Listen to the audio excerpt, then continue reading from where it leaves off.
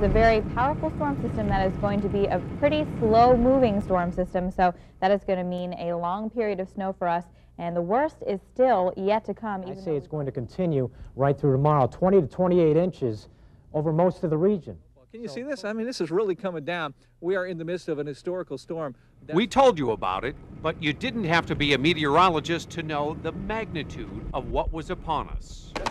Yeah, you know, I said this year it was going to be a blizzard. I said it was going to be a blizzard this year. Now, look how the snow is just really built up along the vehicle. This is what you're going to be up against when you finally start digging yourself out.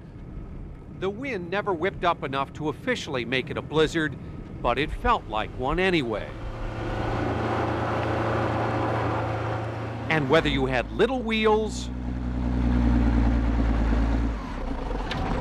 or big ones, it didn't matter. The best way around was the most basic.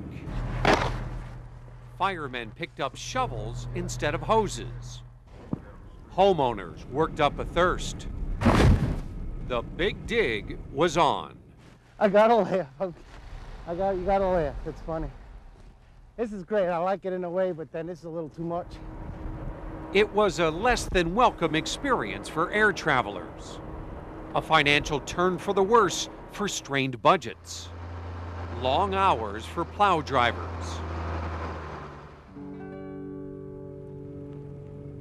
And yet, there is something mesmerizing about a big snowfall.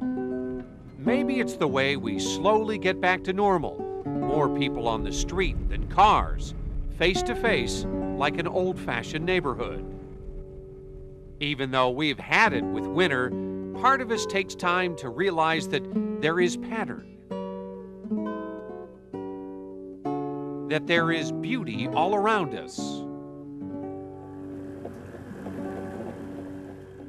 If only for a short while.